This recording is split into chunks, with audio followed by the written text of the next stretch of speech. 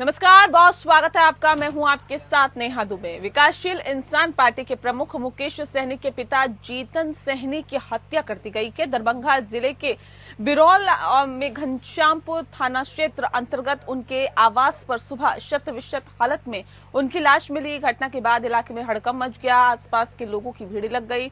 लोगों का कहना है कि अपराधियों ने धारदार हथियार से वार कर उनकी हत्या कर दी। घर पर सारे सामान बिखरे पड़े थे और इधर सूचना मिलते ही पुलिस मौके पर पहुंची, छानबीन में जुट गई है। एफएसएल की टीम को बुलाया गया है। एसडीपीओ मनीष चंद्र चौधरी ने मामले की जांच शुरू कर दी है। इसके कुछ देर बाद ही राज्य सरकार ने आईपीएस काम्या मिश्रा को जांच की कमान सौंपते हुए एसआईटी गठन की घोषणा की है। महागठबंधन के घटक दल वीआईपी के प्रमुख मुकेश सहनी को अपने पिता की हत्या की जानकारी दूसरों से मिल गई है और ऐसे में मुंबई स्थित अपने कार्यस्थल पर थे और उन्हें कॉल पर इसकी सूचना दी गई। बिहार के पिछली राष्ट्रीय जनतांत्रिक गठबंधन सरकार में मंत्री रही मुकेश सहनी खुद अपने व्यवसाय के सिलसिले में मुंबई के अंदर रहते हैं। उनके भाई भी बिरौल में कभी कभी आते हैं। शादीशुदा बहन भी मुंबई में ही रहती है और ऐसे में जीतन सहनी अकेले रहने के आदी थे। बता दें आपको कि सोमवार की रात भी अकेले ही थे जब उनकी हत्या कर दी गई। पुलिस की प्राथमिकी जांच में अपराधी उनकी हत्या के लिए नहीं आए थे बल्कि चोरी की वारदात को अंजाम देने के लिए आए हुए थे। इसी दौरान विरोध करने पर उन्हें दबोचकर उनकी हत्या कर दी गई।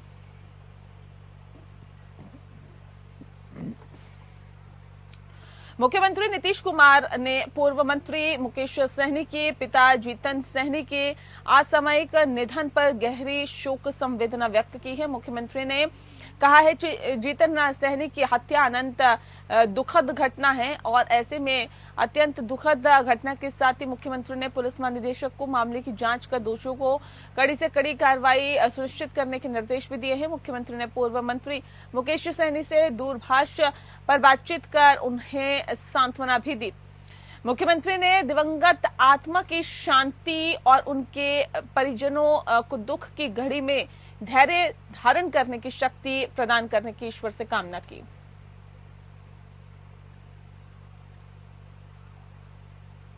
दरभंगा में बिहार सरकार के पूर्व मंत्री और वीआईपी पार्टी प्रमुख मुकेश सहनी के पिता जीतन सहनी की हत्या के बाद बिहार की राजनीति गर्म हो गई है। एआईएमआईएम प्रदेश अध्यक्ष अखरुल इमान ने उनकी हत्या को लेकर राज्य सरकार और मुख्यमंत्री नीतीश कुमार पर जोरदार निशाना साधा है। उन्होंने कहा है कि बिहार सरकार के पूर्व मंत्री और पिछड़ों के नेता मुकेश सहनी के पिता की हत्या हो जाना बिहार के कानून व्यवस्था पर बड़ा सवाल खड़ा करता है। मुख्यमंत्री नीतीश कुमार को स्वयं सामने आकर जवाब देना चाहिए कि वो बिहार को कहां ले जा रहे हैं। मुकेश सहनी जी के पिता की निर्मम हत्या उनके घर में घुसकर डाकुओं ने कर दी, लुटेरों ने कर दी। ये बिहार सरकार के चेहरे पर एक बदनुमा कलंक है। बिहार की सरकार जो पिछली सरकारों को जंगल राज कहती है, अपहरण चोरी डकैती की सरकार को, लेकिन इस सरकार को क्या कहा जाए। आज के दिन नीतीश कुमार जी के राज में लूट, हत्या, चोरी, डकैती, मासूम बच्चों की इज्जत लूटी जा रही है। शराब खोरी बंद कर दी गई है कहा जा रहा है, लेकिन घर घर शराब पहुंचाई जा रही है। और नशे के लत में माननीय मुख्यमंत्री जी आपने बिहार को इतना डुबो दिया है कि बिहार का बच्चा बच्चा शराबी तो नहीं हुआ होगा, लेकिन इसमें गांजा, अफीम, चरस का आदी हो गया है। एक पुड़िया 200 रुपए में वो अफीम की खरीदने के लिए, इसमें की खरीदने के लिए अपने माँ बाप की हत्या कर रहा है। शहरों में छोटे छोटे सामान को चुराने का एक सिलसिला जारी हो गया है। कहाँ ले जा रहे हैं बिहार आपके तमाम तरह इंजीनियर पकड़े जाते हैं तो करप्शन इस कदर के पैसे गिने जा रहे हैं मशीनों से, और आपने करप्शन में पूरा डबो दिया है। अगर उसको आप जंगल राज कहते हैं और आपको कहने का हक है तो ये राक्षसों का राज है। क्या आपने राक्षसों के हवाले पूरे बिहार को कर दिया है। चोर, डकैत, लुटेरा और जो एस्टीमेट में जो घोटाला हो रहा है आपके यहाँ, इससे बढ़कर कोई काम नहीं हो रहा है। और आज हमारा अपना क्षेत्र है जो सैलाब में डूब रहा है, जिनके बारे में रिपोर्ट गई और आज सैकड़ों घर तबाह हो गए हैं। इन गरीबों के लिए आपके पास पैसा नहीं है। आप पुलिस भवन ऐसा बना रहे हैं जैसे ताजमहल बना रहे हैं, लेकिन डीजीपी के लिए भी बड़ा सवाल है कि कहाँ जा रहा है आज का बिहार। वहीं शिवराज सिंह चौहान पर तंज कसते हुए झारखंड प्रदेश कांग्रेस कमेटी के महासचिव सह मीडिया प्रभारी राकेश सिन्हा ने कहा कि व्यापम घोटाले के सरपरस्त अब झारखंड में आकर ईमानदारी का ढोंग रच रहे हैं। उन्होंने कहा कि अपने शासनकाल में 50% कमीशन के जनक बने हुए थे। 10 साल केंद्र में पूर्ण बहुमत की बीजेपी की सरकार की रोज नए नए वादे देश के प्रधानमंत्री ने किए हैं। शिवराज सिंह चौहान उन वादों की भी बात करें और देश के कृषि मंत्री हैं, वो बताएं कि किसानों की एमएसपी की गारंटी क्या है।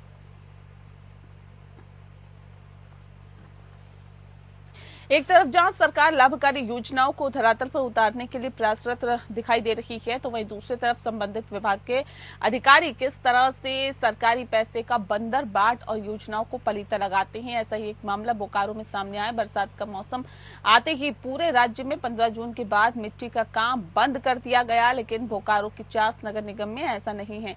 चास नगर निगम के द्वारा निविदा के माध्यम से चास के 16 गिरी तालाब का सौंदर्यीकरण का काम किया जा रहा है। ऐसा ही नहीं, ये काम हाल ही में शुरू हुआ है। ये काम लगभग 1.5 वर्षों से चला रहा है, लेकिन बरसात आने से पहले इसमें मिट्टी कटाई का काम किया जाता है और जैसे ही पानी भर जाता है तो काम को रोक दिया जाता है। स्थानीय लोग इस तरह के कार्य से काफी गुस्से में हैं। लोगों का कहना है कि सरकारी राशि का दुरुपयोग हो रहा है और जब पानी की जरूरत होती है तो तालाब से पानी को काट कर निकाल लिया जाता है। पानी का लेयर भी जिस कारण नीचे जा रहा है। वहीं चास नगर निगम के अपर नगर आयुक्त अनंत कुमार ने कहा है कि मैंने तालाब के कार्य का निरीक्षण किया था, संवेदक को जल्द से जल्द पूरा करने का निर्देश दिया है।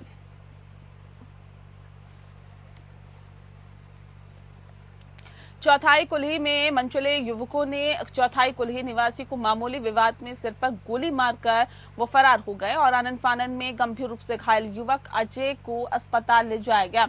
जहां पर डॉक्टर्स के परामर्श के बाद युवक को दुर्गापुर मिशन अस्पताल ले जाया गया, जहां पर उसकी सूचना मिलने के साथ ही बीजेपी प्रदेश कार्य समिति सदस्य रागिनी सिंह घायल युवक के परिजनों से उनके आवास पर मिली और घटना पर दुख जताते हुए उन्हें ढांढस बंधाते हुए हर संभव सहायता करने का भरोसा दिलाया।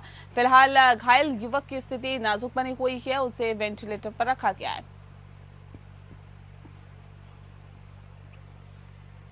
झारखंड में साल के अंत में विधानसभा चुनाव होने हैं और मतदाता सूची को बनाने का काम भी तेजी से हो रहा है। इसी संदर्भ में मुख्य निर्वाचन पदाधिकारी के रवि कुमार ने राज्य के सभी उप निर्वाचन पदाधिकारियों, ईआरओ और एईआरओ के साथ राज्य में चल रहे द्वितीय विशिष्ट संक्षिप्त पुनरीक्षण कार्यक्रम संबंधी कार्यों का वीडियो कॉन्फ्रेंसिंग के माध्यम से समीक्षा बैठक की। उन्होंने कहा कि द्वितीय मतदाता सूची पुनरीक्षण कार्यक्रम सीमित समय में कराई जा रही है और इससे अवधि में लक्ष्य निर्धारित और आधारित होकर कार्य करें। उन्होंने कहा कि स्वच्छ मतदाता सूची का निर्माण करना हमारी प्राथमिकता है। स्वच्छ मतदाता सूची के निर्माण से ही मतदान प्रतिशत में आशानुरूप वृद्धि होगी।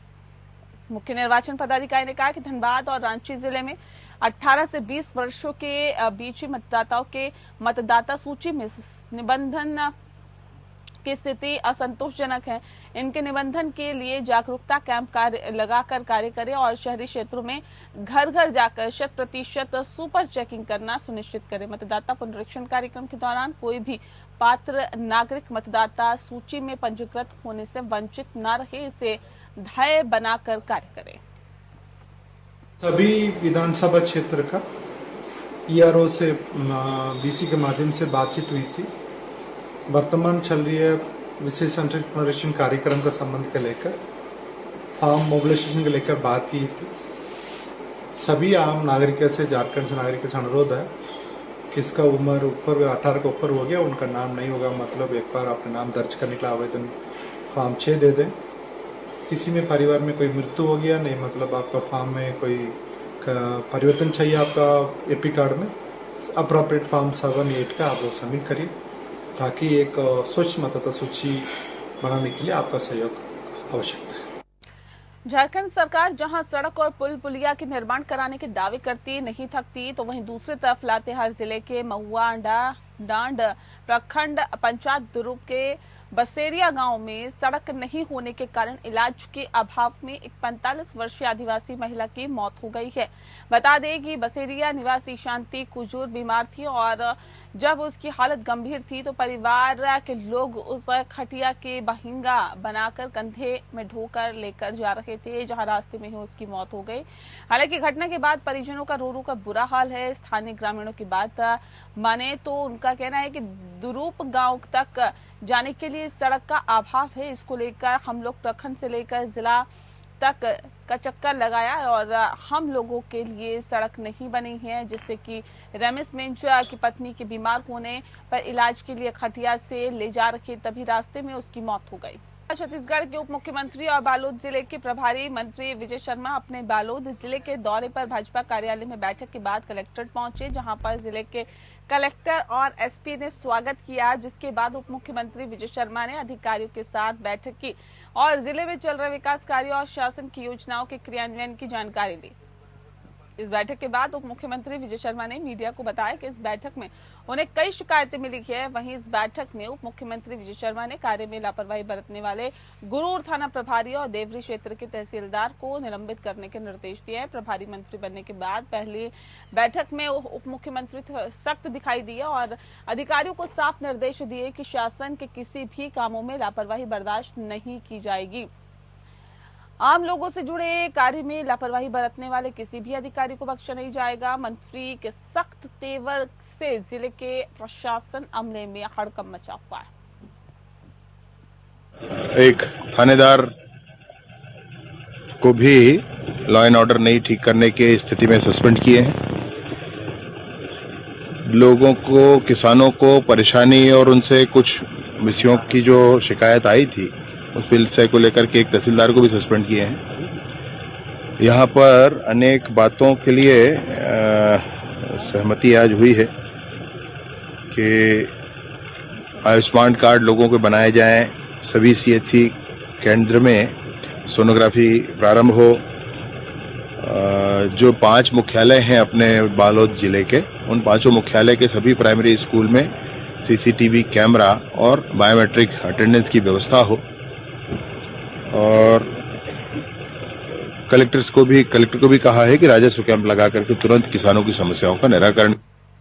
राजनांदगांव शहर की बदहाल सफाई व्यवस्था को लेकर लोगों में आक्रोश देखा जा रहा है। शहर के लोगों ने नगर निगम आयुक्त को ज्ञापन सौंपकर ठेका वाले वार्डों की बदहाल सफाई व्यवस्था, स्ट्रीट लाइट और सड़क पर बैठी मवेशियों के संबंध में व्यवस्था दुरुस्त करने की मांग की है। बता दें आपको कि शहर में इन दिनों साफ सफाई व्यवस्था बद से बदतर नजर आ रही है। शहर में इर्द गिर्द कचरों का अंबार देखा जा रहा है। बारिश के सीजन में संक्रमण फैलने का खतरा अधिक से अधिक होता है और इसके बावजूद शहर की साफ सफाई ठप नजर आ रही है, जिसको लेकर शहर के लोगों को भी चिंता होने लगी है। पार्षद शिव वर्मा ने भी आपको बता दें कि कहा है कि शहर के 27 वार्ड ठेके पर चल रहे थे और 15 दिन पहले सफाई ठेका समाप्त हो गया था, जिसके लिए फिर से ठेका लिया गया और महापौर परिषद ने 30 कर्मचारी ठेका होने के चलते ठेका निरस्त कर दिया है। ठेका निरस्त होने के बाद नगर निगम आयुक्त को नया टेंडर करना था। अब निगम आयुक्त ने 30 कर्मचारी बढ़ाकर महापौर परिषद को भेजा है। वहीं उन्होंने कहा कि शहर में स्ट्रीट लाइट की व्यवस्था भी चरमराई हुई है और सड़क पर बैठी मवेशियों को उठाने की जिम्मेदारी भी नगर निगम प्रशासन की है। को लेकर के कुछ लोग आए हुए थे। उनका कहना है कि पूर्व में काफी 300 कर्मचारी जो एक्स्ट्रा काम करते थे उनको क्यों हटा दिया गया, सफाई प्रभावित हो रही है, उससे ऐसी बात हुई। तो जो 300 कर्मचारी रखे गए थे एमआईसी की अनुशंसा पे रखे गए थे। एमआईसी को पुनः हमने अनुशंसा के लिए भेजा था आज कुछ दिन पहले। अभी उनसे अनुशंसा प्राप्त हो गई है और ये जो कर्मचारी हैं पुनः फील्ड पर कल से काम करते हुए दिखाई पड़ेंगे। रही बात बिजली की, तो अभी बरसात का समय आया है और बरसात के समय बिजली में खराबी ज़्यादा आती है और हमारा जो टीम है उसमें हम लोग पर्याप्त मेंबर रखे हैं और घूम घूम करके अब काम करना शुरू कर दिए हैं। कुछ जगह पे जहाँ पे बिजलियाँ खराब हुई हैं बरसात के कारण से, वो जल्दी सुधर जाएगी और नियमित रूप से पूरे बरसात में हम लोग जो लाइट्स हैं उनका रिपेयरिंग करवाते रहेंगे और कोई समस्या शहरवासियों को नहीं आएगी, इसका ध्यान रखेंगे। राजनांदगांव शहर में इन दिनों आवारा कुत्तों की संख्या बढ़ती जा रही है। हर गली मोहल्ले में दर्जनों की संख्या में आवारा कुत्ते मंडरा रहे हैं। कई क्षेत्रों में कुत्तों के आतंक से लोग परेशान हैं। इसकी संख्या नियंत्रित करने के लिए नगर निगम द्वारा टेंडर प्रक्रिया कर बधियाकरण का कार्य भी किया जाता है, लेकिन अब बीते कुछ समय से टेंडर प्रक्रिया नहीं होने के चलते आवारा कुत्तों की संख्या बढ़ती जा रही है, जिसके चलते ये कुत्ते अब हिंसक होते जा रहे हैं। इस मामले में नगर निगम के स्वास्थ्य अधिकारी का कहना है कि वार्षिक टेंडर के जरिए आवारा श्वानों की नसबंदी नगर निगम द्वारा कराई जाती है और अभी टेंडर खत्म हो गया है। चुनाव आचार संहिता की वजह से टेंडर बाधित था, फिर से टेंडर करने की कार्रवाई की जा रही है।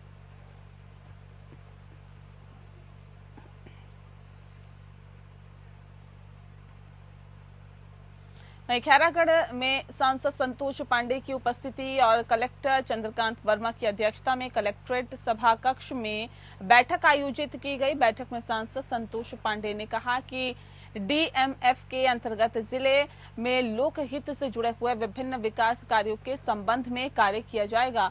उन्होंने इसके लिए आवश्यक दिशा निर्देश भी दिए हैं। बता दें कि इस दौरान जिला खनिज संस्थान न्यास अंतर्गत शासी परिषद की वार्षिक कार्य योजना पर चर्चा की गई।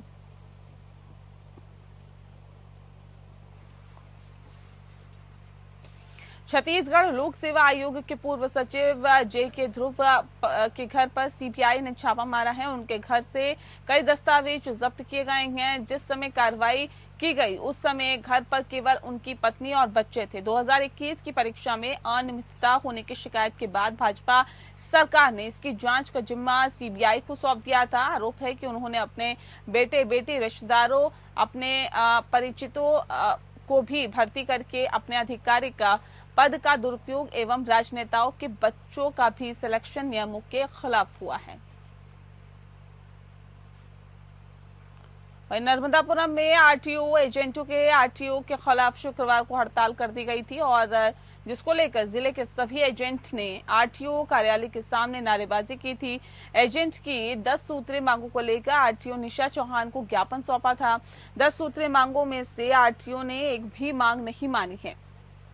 आरटीओ ऑफिस और देहात थाने के पास लोगों ने रोड किनारे सैकड़ों टप रखकर अतिक्रमण कर लिया है। बता दें आपको कि अतिक्रमण दिनों दिन बढ़ता जा रहा है। लगातार हो रहे अतिक्रमण हटाने को लेकर क्षेत्रीय परिवहन अधिकारी निशा चौहान ने कलेक्टर सोनिया मीना को पत्र लिखा है और पत्र की प्रतिलिपि नगर पालिका को दी है। बावजूद इसके नगर पालिका इन अवैध रूप से अतिक्रमण कर रखे इन दुकानों को हटाने की कोई कार्रवाई नहीं की है।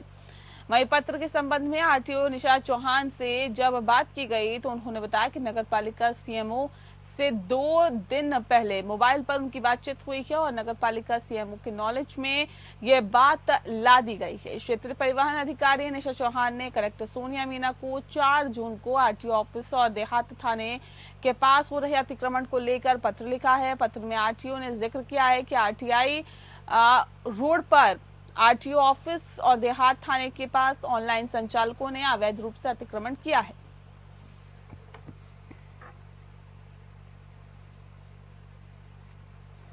मुरैना जिले में एक अजब गजब मामला सामने आया है, जहां एक महिला ऑनलाइन गेमिंग के दौरान लखनऊ के एक युवक से दिल लगा बैठी और वह अपने ससुराल से मायके जाने के बोलकर सीधे अपने दोस्त के पास लखनऊ चले गई। दरअसल मुरैना जिले के चिन्नौनी थाना इलाके के एक गांव की रहने वाली एक महिला 3 पत्ती गेम खेलती थी और गेम खेलने के दौरान उसकी दोस्ती लखनऊ के युवक से हो गई और दोस्ती आगे बढ़ गई। उसके बाद 2 जून को महिला युवक से मिलने लखनऊ चली गई। महिला के परिवारजनों ने जगह जगह उसको खोजा लेकिन सफलता नहीं मिली। उसके बाद पुलिस की सहायता ली। पुलिस ने मोबाइल ट्रैकिंग के आधार पर महिला का पता लगाया। उसके बाद मुरैना पुलिस लखनऊ पहुंची और वहां से महिला को लेकर मुरैना आई। अब बता दें आपको कि यहां मुरैना आकर महिला ने अपने ससुराल में वापस जाने से मना कर दिया। फिलहाल पुलिस ने उस महिला को 1 स्टॉप सेंटर भेज दिया है। डोंबिवली से पंढरपुर की ओर जा रही एक निजी बस की ट्रैक्टर से भीषण दुर्घटना हो गई है, जिसमें पंढरपुर जा रही बस का मुंबई पुणे एक्सप्रेसवे पर भीषण हादसा हुआ। इस दुर्घटना में 5 श्रद्धालु की मौत हो गई, जबकि 7 से 8 श्रद्धालु की स्थिति गंभीर बताई गई है। लेकिन फिलहाल सभी श्रद्धालु की स्थिति सामान्य बताई जा रही है। इस निजी बस में 30 पुरुष और 23 महिलाएं थी, जिनमें से 15 मरीज ठीक है, बता दें आपको, जबकि 23 मरीजों को हल्की फुल्की चोटें आई हैं। जिन्हें दूसरे अस्पताल में जाना था, उन्हें वहां भेज दिया है। अस्पताल में भर्ती सभी श्रद्धालु फिलहाल सुरक्षित हैं।